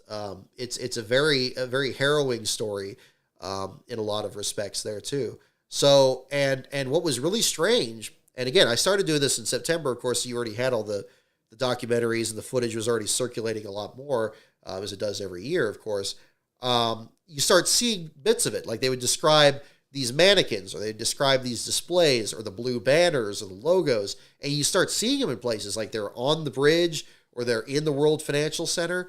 And it just got to the point where it's like, there's all this information. Like, has anybody talked about this? Like, and I'm looking up the video clips that I pulled in that one, had very, very few views, very few comments. A lot of articles that talked about this event didn't really go past September of 2001. It was completely forgotten. It just, once it was canceled, nobody really talked about it again. And, a lot of the firsthand accounts were published just that week. And then I think people would just assume just not talk about it. There was another interview in 2021. The journalist that did it for Canada's news service, or Quebec's news service, I reached out to her. I didn't hear back from her. But she did a segment with a couple of the survivors, and the clips from that is in the video as well. But other than that, that was probably one of the only other videos that had ever really been done on this subject. And I'm like, that's extraordinary, because, I mean, there's so much information about the attacks that's, every little thing. Like, there's other channels, Depressed Ginger is one. There's a lot of, and then Mr. Koenig's channel, and a couple other ones there that go through everything so comprehensively. This month, for example, is the anniversary of the Kennedy assassination. I think for people my age and thereabouts, that's our Kennedy assassination. It's something that's an event where every bit of footage is hyper-analyzed and every detail is known. And yet this, for whatever reason, it feels like this story just completely slipped through the cracks. And I think, I think it's because of the language barrier, the lack of reporting. And it goes back to what, and I don't mean to make everything about my site there, but I do, it's very relevant to it. It's hidden history in plain sight. When something happens, and there's so many things that are happening simultaneously, and maybe the bigger 4 or 5 things are, talked about, but then there's other smaller things here that also were an effect of it. It can happen in plain sight and not even be discussed. But only when you kind of dig a little bit deeper, you kind of find it. And it really was a rabbit hole. It really, between mid-September and mid-November, when I posted the video, that was the only thing I was doing. That's why the NASCAR videos really weren't posting during that. It was very similar to doing the 500 days video, where I just kind of put those aside. I'm like, look, I want to get this thing out here because I think this is a story that, people should know about. I mean, if it was more timely, I would have found out about it before, but I didn't even really start the research until after the anniversary of it there. But very interested by the reactions. Thanks to you guys for checking out the video. Obviously, with the subject matter, it's the video's visibility has been limited a bit. I anticipated that going into it. I think it was much more important to get the story out there. Almost thought about maybe turning it into something like a book, but there's so little information out there. I wanted to create something that would be a way to learn more about it, to put it out there, and hopefully other people reach out, maybe see it, and share it there. And I do want to thank the 9/11 Museum. I did actually reach out to them on this, and they were able to answer a couple of my questions about it. But even then, they didn't have a whole lot of information as to what Quebec, New York 2001 actually was. They had an idea of it. They knew it was canceled. They knew the North Bridge was used for it.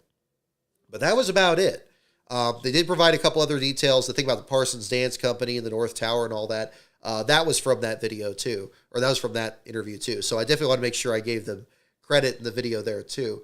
But yeah, that was another part of it there. So yeah, putting that all together was interesting, and I just wanted to make sure I actually put that video out there and shared it. I knew it was gonna be a bit jarring, certainly, the subject matter, especially with the book coming out. And then I was like, it was starting to run up against that. And I'm like, well, do I want to release this after the book comes out? Probably not. So that had kind of a narrow window there, and I wanted to kind of just, set it in there. So, again, and I know it's obviously a very delicate subject matter with that. And so those of you who aren't interested in it, I totally understand compared to the other ones. But the focus is much more in the video on the convention itself. Undoubtedly, there had to be some imagery and discussion of the attacks because, again, people that were involved in this convention found themselves very much in the middle of it. And if one thing happened differently, or it happened on a different day or whatever, it could have been a very different outcome as to a lot of historical stories can be. Now, as to the channel itself, do I anticipate doing other videos like that are non-NASCAR related? Yeah, probably. I don't see the point in really doing a separate channel or anything. I've only kind of looked at that a little bit there, but maybe here and there. But if something really kind of grabs my attention like that, it may end up being something that becomes a video. And this was just kind of an example of that. So that was kind of the situation. So yeah. But again, I hope it wasn't too jarring for you guys. I know it was very different from certainly the book and also the video content on there. But I also wanted to address it on the show here too, in case anybody was curious about it, and any of your questions about it there too. Yeah, again, it was a really, especially when other details came up, like the play Zulu time, like again, where people were staying and things like that. Yeah, I was really anxious to learn more. I really wanted to. I reached out to Quebec House. I reached out to the actual embassy, and I sent a couple of proposals and saying, look, here's what I found out. Do you have anybody there that remembered this that's still working there, or do you have any memories of any of this? And just didn't hear anything back. Again, I even translated to French to make sure that they could read it. And I'm sure it's overly formal French, so they probably, I hopefully didn't get caught in their spam filters or anything. But I do hope to learn more about it. I don't profess to know everything about the subject. I kept seeing new clips of it while producing the video there that ended up being in the video, and that was kind of the way that went. But yeah, that was it was very. It ended up being a very interesting topic, and I hope that interest came across there in the video itself. But for those of you who just watch me for the NASCAR videos, that's totally cool. I don't plan on that changing. The only change would be, the only thing that would happen is like if something unusual came up there, I might do a video on that. But this was definitely a rare instance of that for sure. So we'll see. But yeah, the next two videos I have in the works are NASCAR related. They are already recorded. One of them is almost done. We're getting really close to that and getting that set up there. So yeah, we'll get that all set up for you guys. So that's about all I have in terms of the major subjects here. I think we've already had a pretty long show here already, so I do appreciate you guys tuning in here. For those of you that enjoy the trivia, we'll do a couple questions here to wrap up. But if you guys have any other question or anything else I talked about here tonight or anything else, feel free to mention here along the way. And otherwise, we'll just do a few questions and we'll call it an evening here. So let's go ahead and bring out our late 90s deal here. I'm going to get rehydrated here a little bit more, and we'll bring out the late 90s deal here. So again, the categories: NASCAR pits, teams, tracks, drivers, and the wild card. Go ahead and let me know in the chat which category you'd like, and we'll do a couple questions from that to wrap up this evening.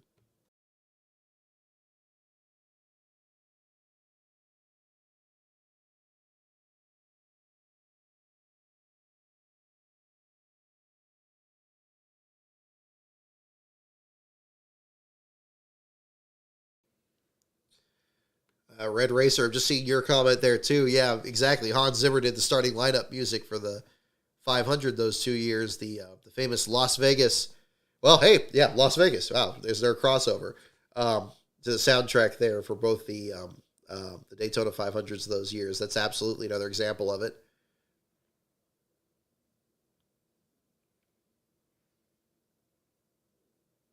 Buckshot Jones quoting the 2011 theme song there too. Matthew Presley, very good point you brought up there earlier about Formula One taking itself seriously. NASCAR seems to want to push a comedy show more than a serious sport, especially Fox. Couldn't agree more. Very true. Very true. I think that's another part of it there too. I mean, if you could fault F1 at anything, they probably take it almost too seriously. But I'd rather trend on that side than not seriously enough. Especially the dangers inherent. I felt like I was actually watching something dangerous taking place when I watched the Formula One race. Not just the proximity of the races, but like, when we had the accident, Lando Norris, right? That was in the accident. Again, as much as there are these safety features, it just seemed like, these are really precise movements these drivers have to do, really high tech stuff. And that was the exciting part, and that's what I think NASCAR needs to embrace, that in the same way. They need to bring it back to being a sport. They need to talk about performances from one round to the next and not use the playoffs as a crutch for storylines. I think that's another part of it.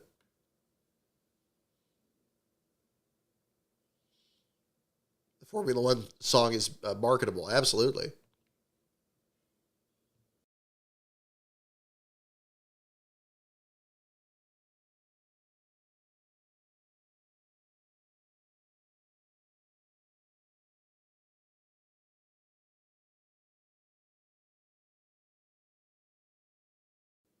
All right.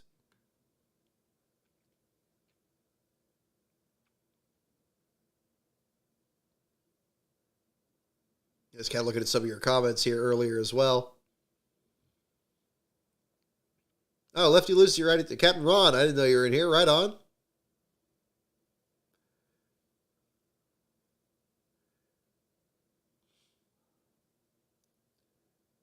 Yeah. I know the late hour that they started that race too was kind of weird. Looks like we're just getting to vote for drivers, so we'll just kind of do that.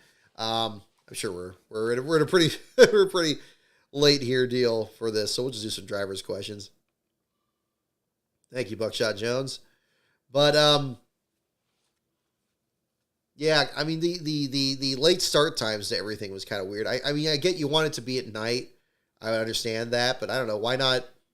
I don't know why not early evening or something instead. Was it just too hard to get people in there, or I don't know. Alrighty. What? Oh no, that's too easy. What? Okay, hang on. What future NASCAR Winston Cup champion was the 1979 Rookie of the Year? Oh, well, we got an easy one to start off here. What future NASCAR Winston Cup champion was the 1979 Rookie of the Year?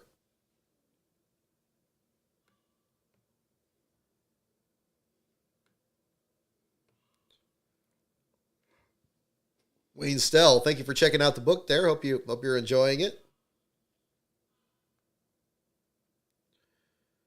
What future NASCAR Winston Cup champion was the 1979 Rookie of the Year?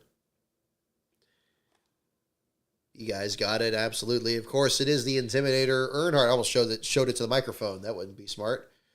Earnhardt, of course. Okay, a couple of these are too easy. Let me try. I was hoping that would be a harder one. Here we go. How about this one? Now, keep in mind, this is a late 90s deal here, so it may not be current today. But here's the question. Who was the oldest driver ever to be named NASCAR Winston Cup Rookie of the Year? Who is the oldest driver ever to be named NASCAR Winston Cup Rookie of the Year?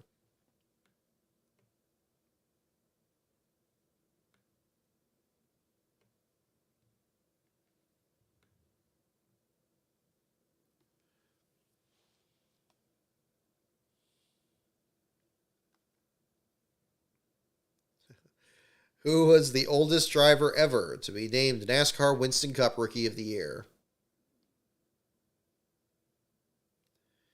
All right, getting a few votes for Dick Trickle already.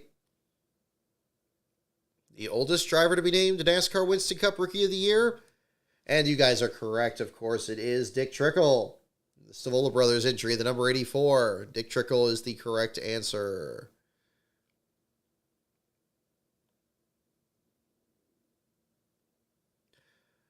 All right. Let's step up the difficulty a little bit.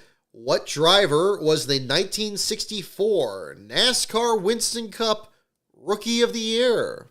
Another rookie question. What driver was the 1964 NASCAR Winston Cup Rookie of the Year? Don't look it up. Try to guess it. The 1964 Cup Series Rookie of the Year.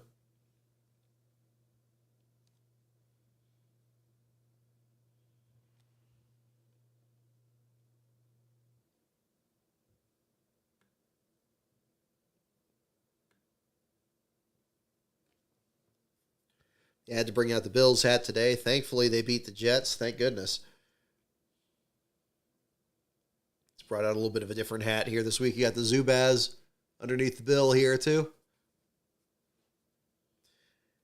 Still concerned. Still concerned. They're a little inconsistent, but I'm glad Josh is playing happier, so that's good to see. Hopefully that'll feature well for these remaining weeks. Just had the NFL Red Zone in the background. Had to do a little bit of accounting today, so I had that there. That was enjoyable. I forgot how much I enjoyed Red Zone. What driver was the 1964 NASCAR Winston Cup Rookie of the Year? The answer is Doug Cooper. Doug Cooper is the correct answer. Oh, there you go. Move my finger out of the way. Doug Cooper is the correct answer. Darrell Derringer, Bobby Allison, Billy Wade. Do I think the Bills can turn it around? I hope they do. I'll tell you what. I mean, as much as the team has a history of, going to those 4 straight Super Bowls and just not letting it get them down and keep going and keep going. It almost feels like that in this string of like playoff runs. They keep going and going and then just keep getting knocked out with stupid stuff. If it's a flip of a coin or it's 13 seconds, and it's just, I've been worried about the time that some of that stuff starts getting to them. And then you have the DeMar Hamlin thing on top of it. Thankfully he's okay. So there's that.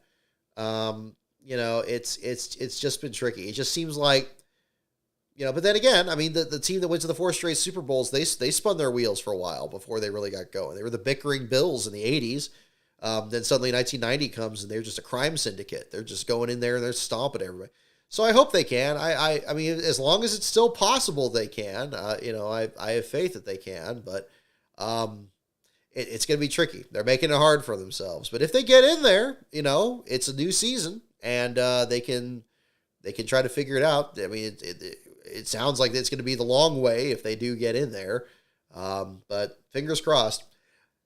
I did end up buying, I mean, they had the, what was it? I did end up buying another hat because they had like the one where it showed like the icicles off the logo. I thought that was pretty sick. I know a lot of people made fun of that, but I thought it was pretty cool. So yeah, so I'm invested. I'm invested. I am ready. I am ready for the stretch run here. So we will find out. I said Doug Cooper was the answer to the last question, correct? I believe so.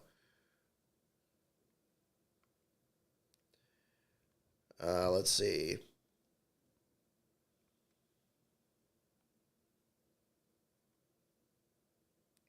Oh, here we go. What driver won the 1952 Southern 500 at Darlington while wearing Bermuda shorts? What driver won the 1952 Southern 500 at Darlington while wearing Bermuda shorts?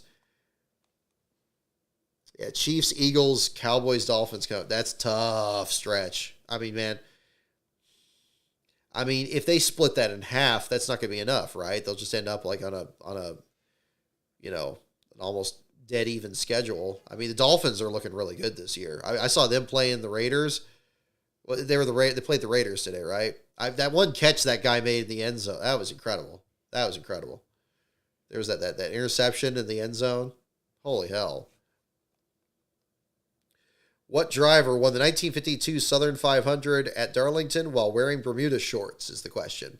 I hope the guy's okay, too. They said that he got his bell rung there when he fell, but that was a great one. Tim Flock, Johnny Mance, Shorty McShortpants. Well, we'll see. Buckshot may have something going here. What driver won the 1952 Southern 500 at Darlington while wearing Bermuda shorts? Alrighty, and the answer is Fonty Flock. Fonty Flock. Wow, Albert, right under the gun there. You got it. Beast Metal and Wayne, you were close there with Tim, but Fonty is the correct answer. Ben, yep, you were right on it too. It was indeed one of the Flock brothers. It was Fonty.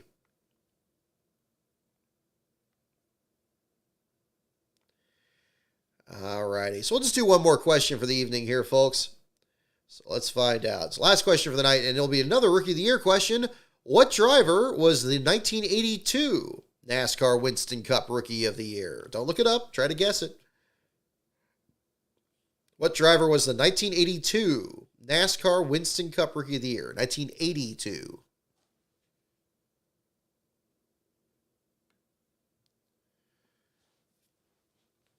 Does anyone have a shot to dethrone Verstappen in F1? Well, not this year. I mean, yeah, didn't he already clinch championship like a month ago?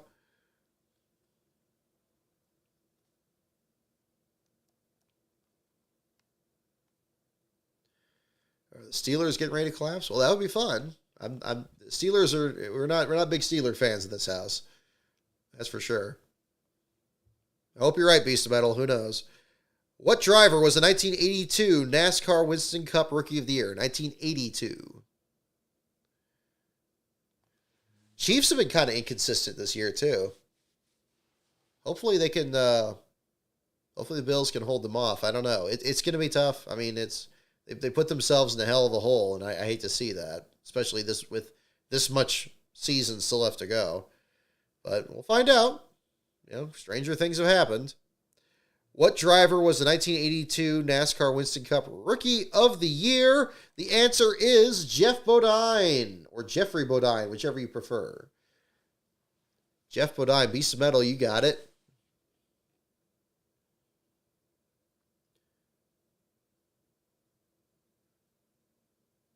Who's the Sunday night game? What's the? I didn't even look. I know that I was watching Bills Jets earlier. I mean, they had to beat them. I mean, if they don't beat them, I mean, that was gonna be. I was gonna be very concerned, but I'm glad they not only beat them, they beat the hell out of them. They had to do that. If it was a close game against them, I'd be like, it's like that Broncos game. I mean, I'm glad I didn't see that one live. I'll tell you what. I'm just glad. Oh, Are Vikings Broncos still playing? Is that the Sunday night game? Or is that a late afternoon game? I see it's in the third quarter. Unless this thing is reloaded. Does the NFL site suck for anybody else? I usually just use the Google page because it's just easier to load. Oh, Vikings Broncos. That's Last Bros team is the Vikings. So yeah.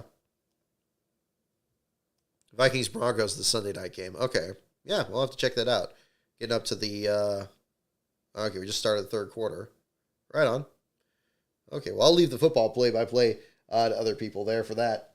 Well, I'll go and leave it there for the show then. So thank you so much, everyone, for tuning in here. That will do it for this evening. Jeff Bodine was the answer for the 82 Rookie of the Year stat there. So, again, I hope you guys enjoyed the show here tonight. A little bit different here this week, talking about the Formula One race, the videos, and the channel. Again, big thanks to everyone for checking out Cope. The biography of Derek Cope is available on Amazon in paperback, just like this bad boy right here, in ebook and audiobook right there. And you can check that out. The audiobook will be available later this month. The paper book is available now, and copies are already flying off the digital shelves. So thank you so much, everyone, for supporting that as well. For more information, my website is lastcar.info, or right now, the brockbeard.blogspot.com. The original domain is still under construction.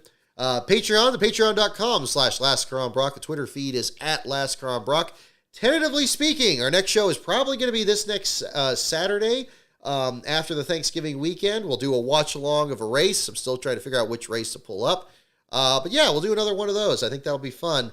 And we'll just kind of do it similar to the Derek Cope one. We'll just kind of jump into it. And we'll have the chat going, and we'll do that. So hopefully you guys enjoy that at the same time. So thank you, everyone, for tuning in. Have a great week. Have a great Thanksgiving for our American viewers out here. I know our Canadian ones, their Thanksgiving's already passed here, but hopefully for you guys, have a great week. And we'll probably see you on Saturday. So have a great week, everyone.